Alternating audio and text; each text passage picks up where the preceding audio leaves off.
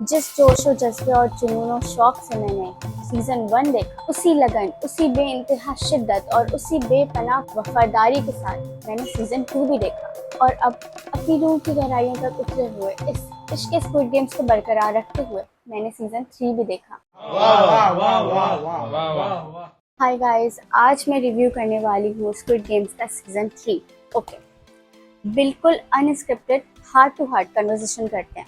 मुझे सबसे पहले ये बताओ कि प्लेयर 456, एक बंदा जो अब बिलियनर बन चुका है, उसके पास इतने ज्यादा पैसे हैं वो लाइफ में कुछ भी कर सकते हैं, उसको क्या जरूरत है एक और गेम खेलने की? भाई, जितनी दौलत आपके पास है, अब आप अपनी औलाद के बारे में सोचो। अपनी बेटी को लो, एक प्यारी सी कोरियन लड़की से शादी करो, अपना घर बसाओ। चलो, आपको ये सब नहीं करना, आपको बहुत ज्यादा दुख है, आपको सारी गेम्स बंद करने हैं, तो सेकेंड ऑप्शन ये होना चाहिए कि जितने पैसे उसके पास हैं उसको वो डबल करे, अपनी एक पूरी इंटेलिजेंस टीम बनाए और कुछ सालों बाद उसी गेम में एज अ वीआईपी जाए, ताकि वो अंदर के मामलात को समझ सके। मेरे ख्याल से दुनिया का कोई भी इंसान जिसके सारे ब्रेन सेल्स काम कर रहे हों, वो इस तरह का रिस्क कभी भी नहीं लेगा। मतलब he could do something better, but उसने क्या सोचा कि मैं एज अ प्लेयर चल जाता हूँ जब मेरे पास कोई वेपन नहीं होगा, कोई अथॉरिटी नहीं होगी, कोई पावर नहीं होगी, और मैं जाके क्या करूँगा? गार्ड्स को मार दूंगा, वीआईपीज को मार दूंगा, और जो फ्रंटमैन है उसके सर पे पिस्टल रखूंगा और फिर उसे बोलूंगा कि मुझे बता दो कि ये सब क्यों हो रहा था, वरना मैं तुम्हें मार दूंगा। और फ्रंटमैन उससे डर जाएगा और वो बोलेगा कि प्लीज़ मुझे मत मारो, मैं तुम्हें सब कुछ सच सच बता देता हूँ और आज के बाद हम ये गेम कभी भी नहीं खेलेंगे। मतलब क्या उसको लगता था कि ये सब कुछ इतना ईजी है? नाइस ट्राई दीदी।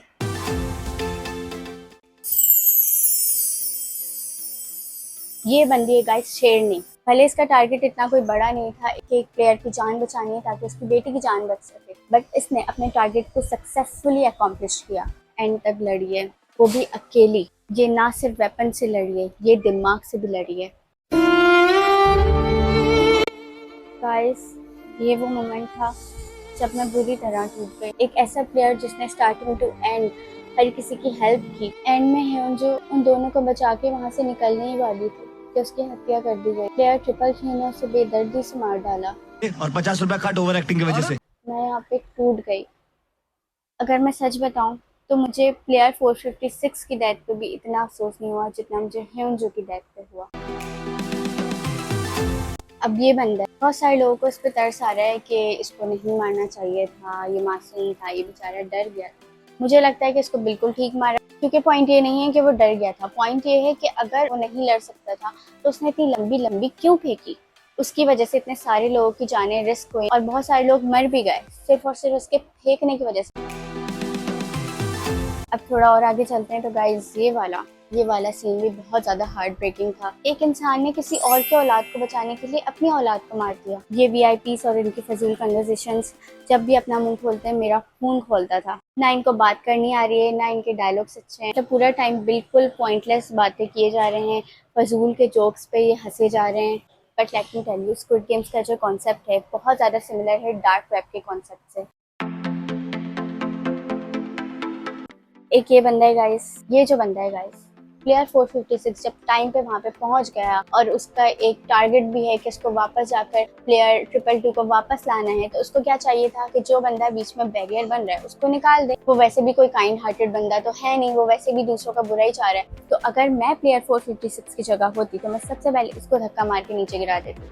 बट हमारे मेन कैरेक्टर ने क्या किया, इस बंदे की शक्ल देखते रहा, जिसकी वजह से टाइम वेस्ट होता गया। आई थिंक इसकी जगह अगर वो गार्ड लड़की होती तो वो सही टाइम पे अपना दिमाग चलाती और यही फैसला लेती। गाइस, मीट दुनिया का पहला बच्चा जिसने आज तक कोई डायपर नहीं पहना, फिर भी इसके कपड़े गंदे नहीं होते।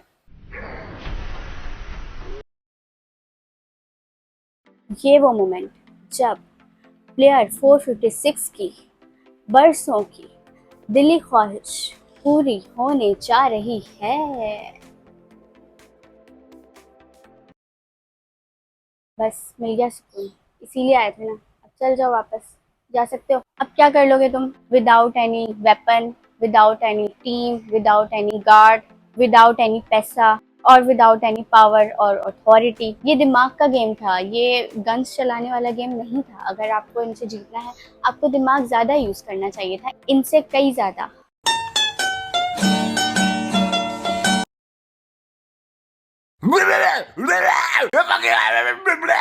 ह्यूमैनिटी वगैरह सब अपनी जगह, लेकिन अगर इस बुड्ढे की गर्दन मेरी छुरी के नीचे होती तो मैं कोई आसरा नहीं करती, क्योंकि ये इतना ज़्यादा एनोइंग। तो मुझे लगता है कि इस बुड्ढे को जिंदा रहने का कोई हक नहीं था, इसको सही टाइम पे ख़त्म कर देना चाहिए था। जब ये इसको मारने वाला था तो मेरे दिल से बस ये निकल रहा था कि हाँ बस जल्दी से इसको ज़ुबा कर दो। Guys, meet Minsu, your VIP।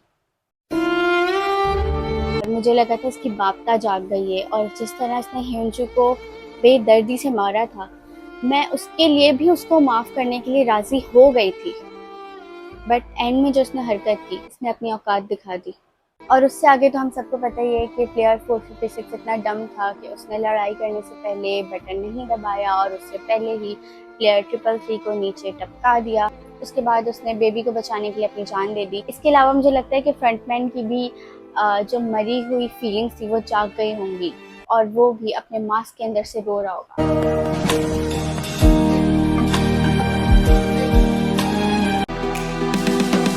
Overall अगर बात की जाए, जो हमारी शेरनी है, मैं उससे जितना ज्यादा इम्प्रेस हुई हूँ ना, इसने करेक्ट टाइम पे इतने करेक्ट फैसले लिए ना। मतलब इसको पता था कि उस डॉक्टर को जिंदा छोड़ना इसके लिए खतरा बन सकता है, तो उसे मार दिया और बिल्कुल सही किया। तो in the same way player 456 को भी तो पता था कि वो बुड्ढा प्लेयर 100 कितना बड़ा रेड फ्लैग है, उसको क्यों नहीं मारा? He was no less than the VIP।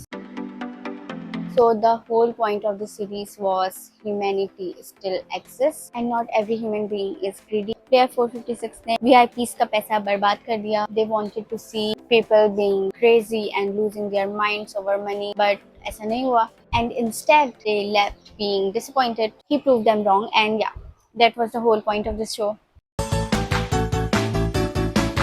हमने किया, हमने किया। अब बिल्कुल डिटेल से बात करते हैं एक एनोइंग बंदे की, एक डम्प बंदे की, एक स्टूपिड गुड फॉर नथिंग फजूल के कैरेक्टर की, जिसका नाम है डोरा दी एक्सप्लोरर, फ्रंटमैन का भाई। मतलब मैं सोच भी नहीं सकती थी कि फ्रंटमैन का भाई इतना ज्यादा डम्प हो सकता है। फ्रंटमैन ने भी सोचा इसको बेबी सिटिंग पे लगा देता हूँ, क्योंकि इतने साल पुलिस में रहने के बावजूद भी इससे डिटेक्टिवनेस तो नहीं हो पा रही, और ये खुद अपने आप को डिटेक्टिव कहता है। किसके लिए काम करते हो तुम, बताओ। सर मैं काम ही नहीं करता हूँ कुछ।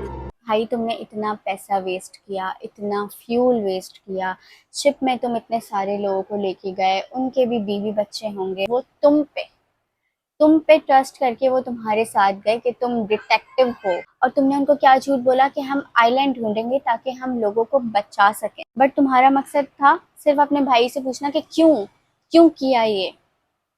स्टूपिड। सबसे बड़ा स्कैमर तो यही है, और फ्रंटमैन ने इसको इतना गंदा इग्नोर किया है। मतलब मुझे देख के सेकंड हैंड एम्बैरेसमेंट हो गई।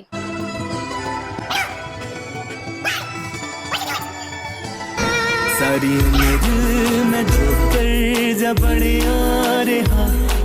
तो या that's it for today guys.